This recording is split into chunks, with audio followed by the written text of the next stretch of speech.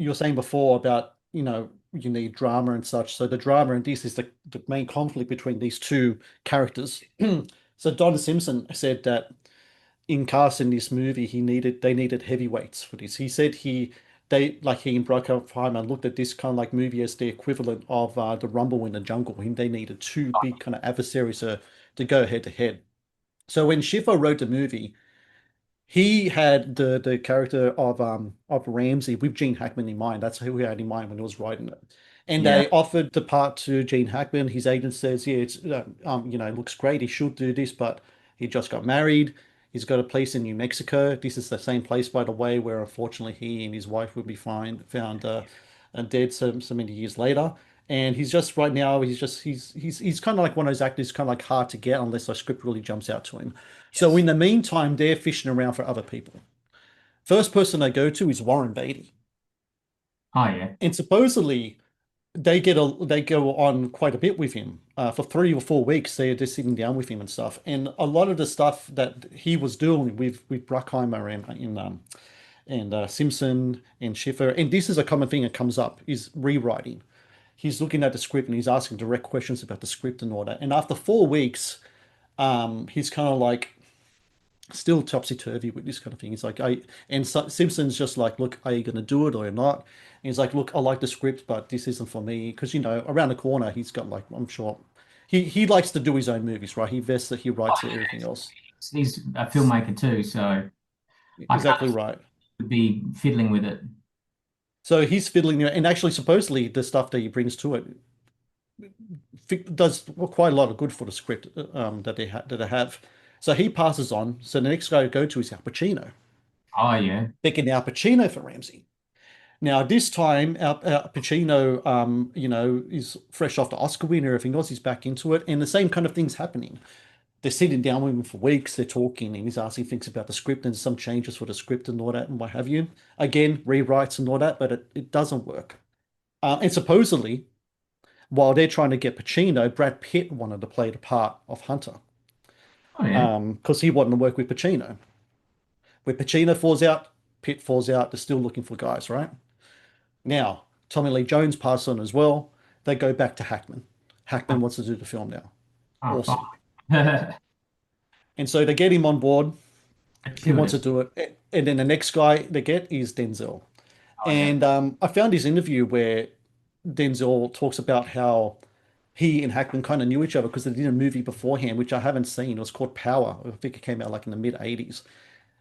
And while they didn't do scenes together, they did rehearsals and stuff. They kind of knew each other and all that. And so for Denzel Washington, he was like, this is the opportunity to really kind of like draw swords with a master, kind of like a master kind of actor and such. Um, Because he was and a huge, huge star at that time, was he? He was a yes, rising star. he just did Malcolm X. He just did he already won the Oscar for Glory.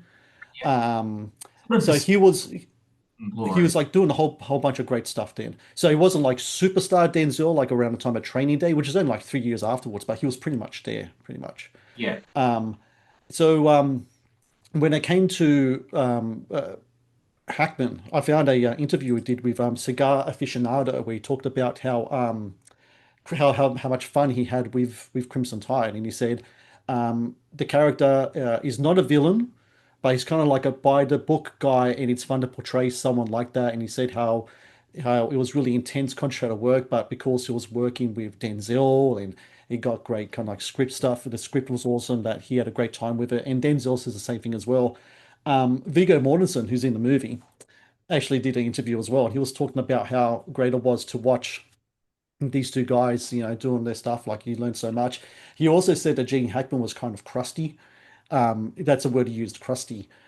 He said he didn't suffer fools. He was a former Marine and just a tough guy. He was fair but tough, and he hated anyone kind of sucking up to him. And I think Denzel's kind of thing was like, he didn't want to be look up to Gene Hackman. He was like, this is my arena as much as it is his. He wanted Yeah. to kind of match up with him like that. That's Um, sort of what his character says, doesn't he? He yeah, respects Italy because he goes, I can't abide wise asses and I don't and I hate kiss asses. yeah, And exactly. it's quite reflective of Gene Hackman's own, probably his own personality as well. Because I think it's Gene Hackman's best role, personally. Oh yeah, yep. I mean, I know he's done so many great roles, and he's always good in what he does.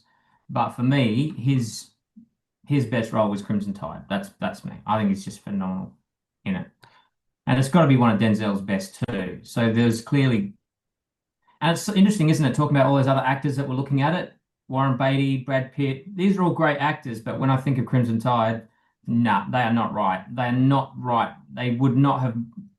Gene Hackman, Denzel Washington make this film as good as it is. You know, they are two of the biggest ingredients in the magic sauce. So yeah, can't see anyone else playing these parts. Pacino would have kind of been interesting, but the thing about Hackman is that he's also kind of domineering physically. He's Right. actually quite a big guy. Pacino's kind of small and wiry. Yeah, Works, but it's interesting. Like Pacino works for heat. yeah. This wiry, smaller, shorter cop, wisecracking cop. Hackman wouldn't have suited that role. But Pacino would not have suited Hackman. This is what I think with casting, it's a very fine thing. It's just like Hollywood to go out to anyone who's a big name, but I feel like I wish that Hollywood would do that less and rather just get the right person, even if they're not quite as famous, but get the right person. But I mean, the writer's instincts were bang on. He wrote it with Gene Hackman in mind, and he's the first person they went to. So their instincts are right. It's just when the Hollywood thinking comes in, which is, oh, let's just get a famous person, then Mm. you start to go, it's like, ugh. And we see that a lot in movies. I think we can all point to a movie where we go, that's a great film, but that person just wasn't quite, probably not as strong for that as they needed to be. So pretty common. Thank you for watching the Matt's Movie Reviews channel. Please subscribe for more reviews, podcast interviews, and exclusive content.